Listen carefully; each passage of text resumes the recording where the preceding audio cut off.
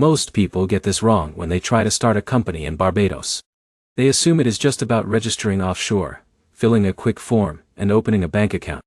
But the reality is very different. One missing compliance step, one wrong structure, or one incomplete document can slow everything down for weeks. Here's the truth no one tells you. Starting a company in Barbados is actually simple, but only if you follow the correct legal sequence. If you skip steps, you get delays. If you follow steps properly, the entire process becomes predictable and efficient. And in this guide, I'm going to walk you through everything step by step in the simplest way possible, even if you have zero legal background. Quick promise. By the end of this video, you will know exactly how to choose the right company type in Barbados, how registration works, what documents you need, how long it takes, what it costs, how banking works, and the most common mistakes that beginners make. Now let's start from the foundation, because everything depends on your first decision. The first thing you need to understand is that Barbados is a well-structured offshore and international business jurisdiction. It is known for stable regulation, strong compliance standards, and attractive tax frameworks for international businesses. But here's where it gets interesting. Even though the system is efficient, it is still formal. That means documentation and structure matter a lot. So let's begin with the most important decision: choosing your company structure. In Barbados, the most common structures include the International Business Company, often referred to as EBC, and the domestic company. There are also special license companies for certain regulated industries. Now, here's the problem. Most beginners choose randomly without understanding what they actually need. So let's simplify it. If your goal is international business, online services, consulting, digital products, trading, or global operations, then the International Business Company structure is usually the best fit. It is designed specifically for non-resident business activity. If you are planning to operate locally within Barbados, hire local employees, or run a physical business on the island, then a domestic company structure is more appropriate. Now imagine someone named Alex. Alex runs an online consulting agency serving clients in North America and Europe. He does not need a local retail company. He needs an international structure that supports global clients. So he chooses an IBC structure. That is exactly how you should think. Match structure to business model, not assumptions. Now once your structure is clear, the next step is choosing and reserving your company name. Your company name must be approved by the Corporate Affairs and Intellectual Property Office in Barbados. It must be unique, not misleading, and compliant with naming regulations. Now here's where most people fail. They choose names too quickly without checking availability or preparing alternatives. That leads to rejection and delays. So the smart approach is simple. Prepare at least 2 or 3 name options. Submit them for approval through your registered agent. Wait for confirmation before moving forward. Once your name is approved, you move to the incorporation stage. Now this is where the process becomes formal. In Barbados, most international companies are incorporated through licensed registered agents. This is required for non-residents. The agent handles documentation, filing, and communication with government authorities. Now here's where it gets interesting. The registered agent is not just administrative support. They are part of the compliance system. Choosing a reliable agent can directly affect your speed and approval success. So you provide your agent with your company details. They prepare incorporation documents including your articles of incorporation, shareholder structure, director information, and registered office details. Now here's the problem. Many beginners underestimate document accuracy. Even small inconsistencies like name formatting or address mismatches can cause delays. So everything must be consistent across all documents. Let's go back to Alex. Alex rushes his paperwork and submits documents with inconsistent address formatting. His application gets delayed because the registry requires corrections. He loses time fixing avoidable mistakes. This happens more often than you think. Now once documents are prepared, they are submitted to the corporate registry for approval. This is the official government step where your company becomes legally recognized. Now here's where it gets interesting.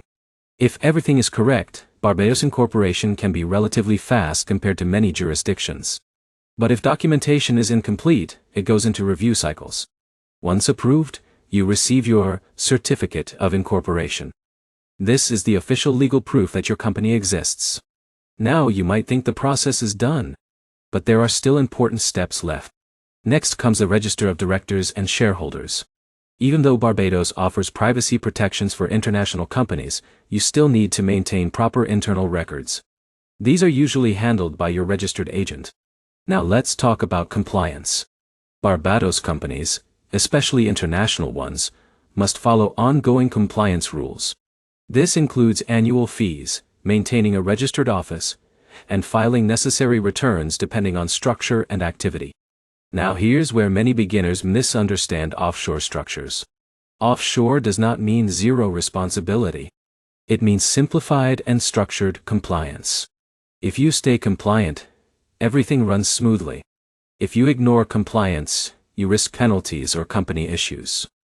Now let's move to one of the most important steps. Banking. Opening a corporate bank account is essential if you want to operate globally. Without it, your company exists legally but cannot function financially. Banks will require your incorporation documents, identification, business description, and sometimes proof of expected transactions. Now here's the problem. Many applications fail here because the business model is not clearly explained. Banks need to understand how your company makes money, who your clients are, and how funds will move. So clarity is key. If you are like Jake, who runs an e-commerce business, you should clearly explain product sourcing, customer regions, and payment flow. That makes approval much easier. Now let's talk about timelines. In most cases, Barbados company formation can take anywhere from a few days to a couple of weeks, depending on document readiness and agent processing speed. The fastest cases happen when everything is prepared correctly from the start. Now, let's talk about costs.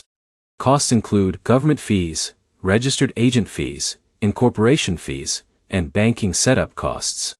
Barbados is considered a premium offshore jurisdiction, so costs are moderate to higher compared to basic jurisdictions, but you get strong compliance and stability in return. Now let's talk about foreign ownership. One of the key advantages of Barbados is that it is very open to foreign investors. Non-residents can fully own companies, especially IBCS. This makes it attractive for international entrepreneurs. However, compliance with international banking regulations is still important. Transparency and documentation matter, especially when dealing with financial institutions. Now let's cover common mistakes. The first mistake is choosing the wrong company structure.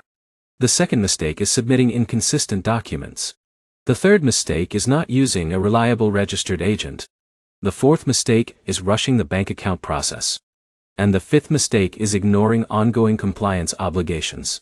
Avoiding these mistakes alone can save you weeks of delays and unnecessary costs. Now let's make this practical. If you are starting today, follow this sequence. First, define your business model. Second, choose your company structure. Third, reserve your company name. Fourth, appoint a registered agent. Fifth, prepare incorporation documents. Sixth, submit for approval. Seventh, obtain your certificate. And finally, open your bank account and maintain compliance. If you follow this order, the process becomes smooth and predictable. And here is the final insight. Starting a company in Barbados is not about complexity. It is about correct sequencing and documentation accuracy. Once you understand the system, it becomes one of the most efficient offshore setups for international business. Now you already understand the full process clearly, which puts you ahead of most beginners who try to figure it out step by step without structure.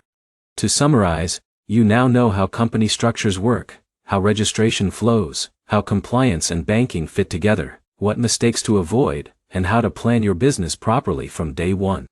If you found this guide helpful, make sure to like the video, leave a comment with your business idea, and subscribe for more step-by-step business guides. Because once you understand global systems, building companies anywhere becomes much easier.